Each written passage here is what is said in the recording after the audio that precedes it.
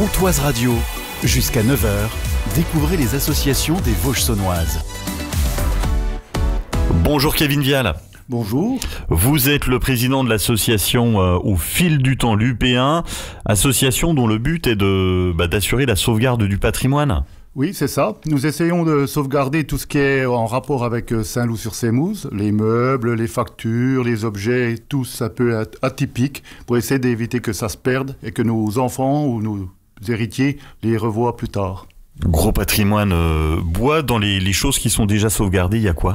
Nous avons un beau meuble de chez Détrait, nous avons des meubles qui sont aux usines réunies, un billard de Archambault-Cholet, c'est un billard russe, il y a plusieurs choses, quoi. Alors le billard, je pense que je devrais pouvoir m'en occuper. Alors c'est un billard russe, c'est quoi ? Il y a une particularité ? Oui, c'est des billards qu'on mettait contre les murs, il y a des trous avec des quilles et ils font 1 mètre, 1,5 mètre de longueur.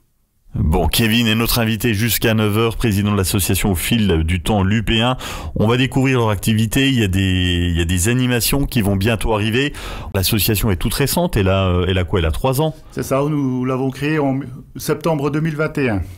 D'accord. Alors, à quel moment vous vous êtes dit, tiens, on va créer une association ? C'est lors que j'étais en rééducation à Navennes, parce que j'avais fait un AVC. J'ai toujours voulu faire brocanteur et avoir un musée, comme je suis collectionneur depuis une 30aine d'années.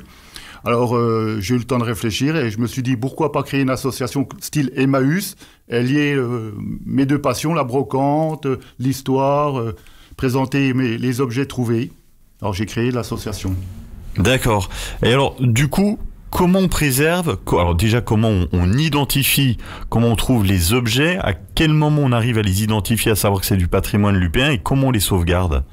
C'est le coup d'œil, beaucoup de recherches. Quand moi je ne sais pas, je fais appel à certaines personnes qui sont plus experts en la matière. Mais par exemple, sur Armand Petitjean, créateur de Lancôme, c'est facile. On a des points faciles à trouver. Par exemple, la distillerie Robette, c'est sa mère, début 19e. Donc, c'est facile à trouver, entre guillemets. Que je dise pas une bêtise. Donc, quand on se parle de Lancôme, c'est de la marque qui est ultra connue. Oui. Et il est l'UP1. Oui. Vous connaissez un peu son histoire ? Je l'ai pas là, mais... Oui. Ah, non, pardon, la question... Ok, j'appose tout à... Il est né à Saint-Loup. Sa maman tenait la distillerie, qui a été... maintenant, ça a été chez Lagrange, et maintenant, c'est une épicerise. Donc, c'est pas mal... oui, c'est connu. Non, mais c'est une belle référence, c'est un beau signe de réussite. C'est-à-dire qu'on peut naître à Saint-Loup, naître en Haute-Saône et avoir une carrière extraordinaire. Ah oui, c'est sûr. Dans les objets que vous avez déjà récupérés, Kevin, c'est quoi vos plus belles découvertes, ceux dont vous êtes le plus fier ? En ce moment, c'est le mémoire d'un ancien Lupéen qui a fait un mémoire sur une entreprise, l'Avenir. C'est une entreprise très peu connue qui a été créée par des grévistes qui ne trouvaient plus de travail après la grève de 1905. Et donc, ils ont créé leur entreprise, une coopérative. Et comme ça, ils ont pu travailler. Cette entreprise a été rachetée en 1957 par Jacques Parizeau, un grand nom de Saint-Loup aussi, et ferma en 1972. Donc nous avons édité un livre sur le sujet. Il y a un événement qui se déroule tous les mois à Saint-Loup, ce sont les puces lupéennes. Oui, les puces lupéennes vont reprendre à partir du 19 avril pour 6 dates cette année jusqu'au mois de septembre. Nous étions partis il y a 2 ans avec 3 dates. Chaque année, on augmente un petit peu. Elles se déroulent au stade municipal. C'est convivial. On essaye de faire bouger un peu Saint-Loup, attirer du monde, faire travailler les commerces aux alentours.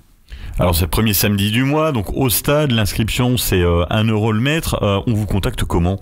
Soit par téléphone, soit par les sites experts en ça, videgrenier.org, toute la clique.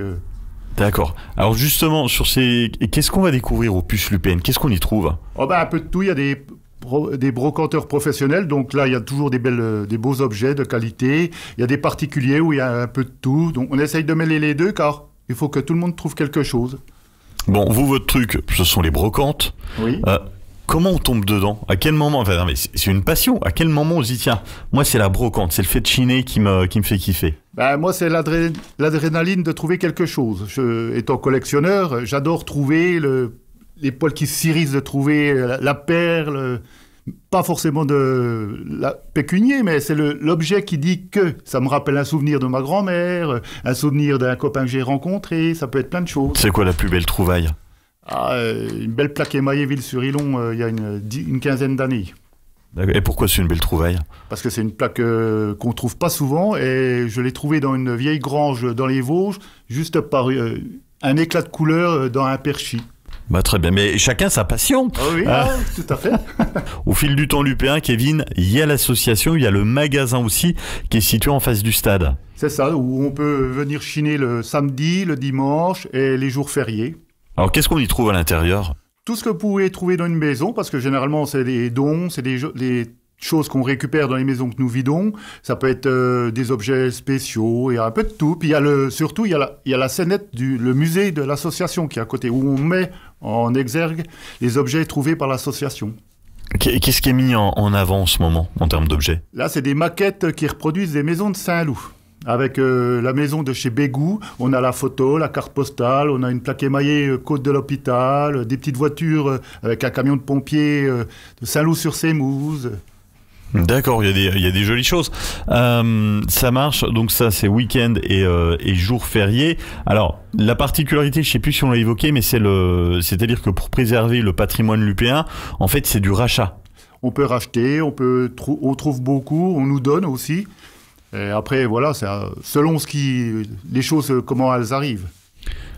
Bon, dans un autre domaine, mais toujours brocante, vous êtes passé à la télé il y a quelques jours. Oui, j'ai eu la chance de passer à Affaires conclues il y a quelques jours. C'est une très belle expérience et surtout un très beau cadeau d'un ami qui m'y a envoyé pour me faire plaisir. Alors, comment ça s'est passé? L'envers du décor? C'est un très bon moment. On rencontre toutes les personnes qu'on voit à la télé, l'organisation qui est très millimétrée, Julia qui est très sympathique, et tous les acheteurs. Alors, j'ai pas vu l'émission. On en a parlé, on a fait une interview. Vous étiez allé vendre quoi là-bas? Une table basse d'un très grand designer qui a créé le bureau de l'Élysée. Ah, c'est chouette ça. Affaire conclue ou pas? Oui, affaire conclue. Oui. Sans rentrer dans les détails, un bon montant, c'était comment? Oui, c'est un très bon montant. Comment sont passées les enchères en fait? Qu'est-ce qu'on ressent? Parce qu'on les voit, il y a un moment, il y a des fois ils se battent, ça monte. Comment on le vit? Moi, j'étais très intimidé parce que y a certaines personnes que j'aime bien, mais c'était un petit combat entre les deux femmes qui étaient là. Marie et... j'ai perdu son prénom.